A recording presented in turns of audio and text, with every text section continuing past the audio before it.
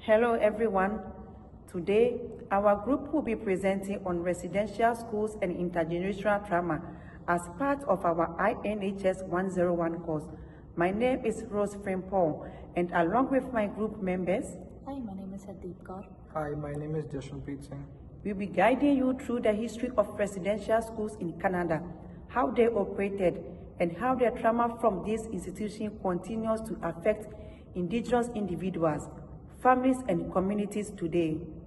The topic is extremely important because the legacy of residential school is not something that only exists in the history book. It still affects the identity, social systems, and health of Indigenous people today. Understanding this history is essential for reconciliation, respect, and building meaningful relationships with Indigenous peoples.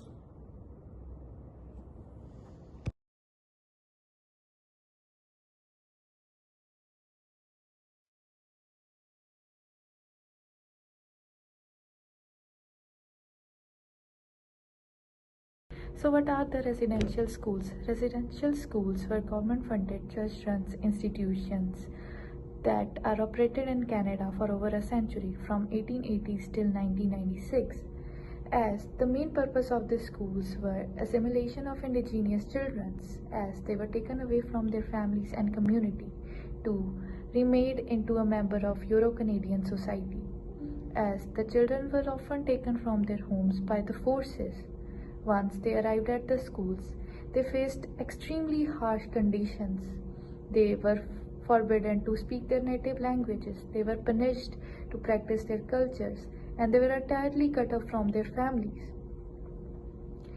In this process, many children experienced neglect and emotion, physical, and even sexual abuses for a really long period of time. As the Truth and the Reconciliation Commissions has officially described the entire systems as a form of cultural genocide, because it was very evident that their goal was not to educate the Indigenous children, but to eliminate their Indigenous identity from their minds.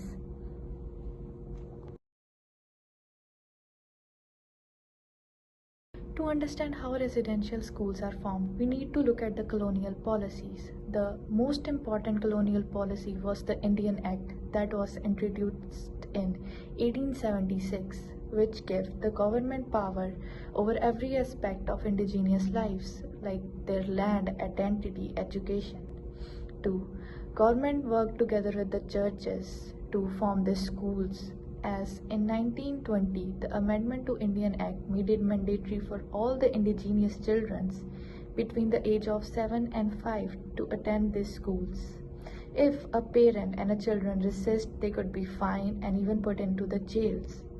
One of the government official, Duquesne Campbell Scott, made the intentions very clearly at that time when he said it. Our objective is to continue until every Indian in Canada has been observed into the body politics, which clearly depicts that the purpose was not the education but the disruption of Indigenous community. And because of this policy stayed over a century, there are still effects of it, harmful effects on the Indigenous mental health issues.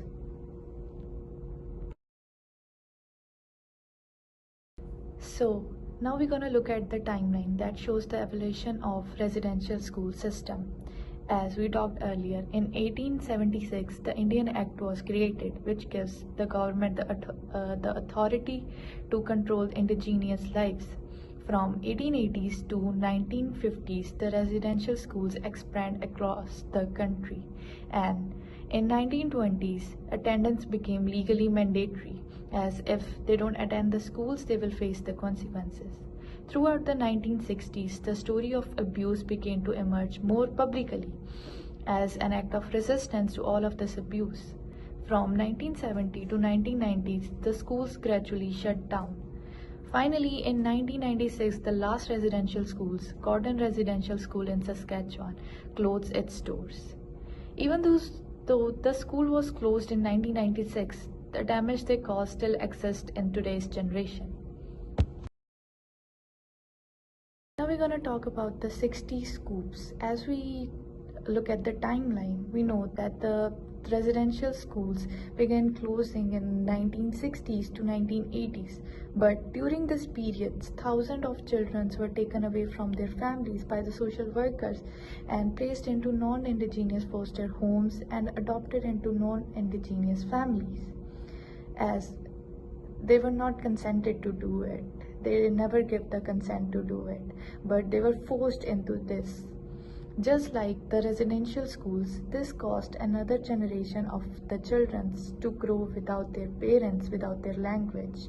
Even cultural and teachings and connections were disrupted at that time. Many individuals from the 60s schools described this feeling of loss as hanging between two worlds, as they were never fully accepted in the adopted families, but they also disconnected from their indigenous roots. The 60 scoops continue the same pattern of cultural loss, trauma, and identity of the indigenous people, just like the residential schools.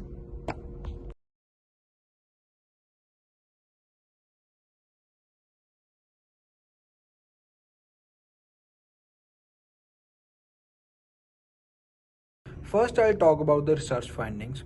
According to Bombay and the team, survivors of trauma, along with their children and even their grandchildren, experience higher rates of depression, anxiety, substance use, and poor physical health. Their research also explains that trauma becomes embedded in the family across generations. Kirmayer and the team in 2017 found that descendants of residential school survivors show higher psychological distress and more suicidal thoughts, even if they never personally attended residential school. Next, Moon Relay in 2019 suggests that trauma can affect biological stress responses. This means that traumatic experience may impact how the body handles stress. Finally, Toms and the team show that the adults with residential school families history tend to have worse mental and physical health. All of these findings point to the same conclusion. Trauma does not stay in the past, it carries forward into forward generations. Now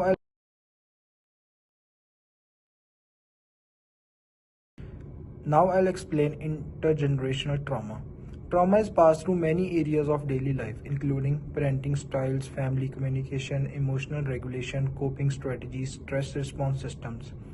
Intergenerational trauma also includes loss of culture and language, which weakens identity and connection. Because of these factors, intergenerational trauma leads to higher risk of addiction, depression, suicide, chronic illness. These impacts show how deeply trauma shapes individual families. Indigenous communities experience high rates of mental illness, addiction, suicide, especially among the youth, diabetes, chronic stress, overrepresentation in the child welfare system. There are also major barriers to culturally safe healthcare, which makes assessing health difficult. In addition, there is a strong mistrust of Western medical system, which is rooted in past harms and negative experiences. This mistrust continues to impact health outcomes today.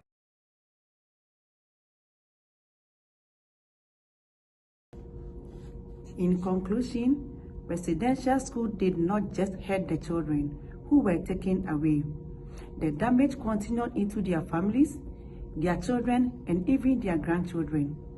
The pain has carried on for many generations. When children were forced to stop speaking their language and were separated from their families, it caused emotional, mental, and social problems that many indigenous people still face today. It is important for all of us to understand what happened, because knowing the truth is the first step toward reconciliation. When we learn the history, we can help support healing, respect, and meaningful change.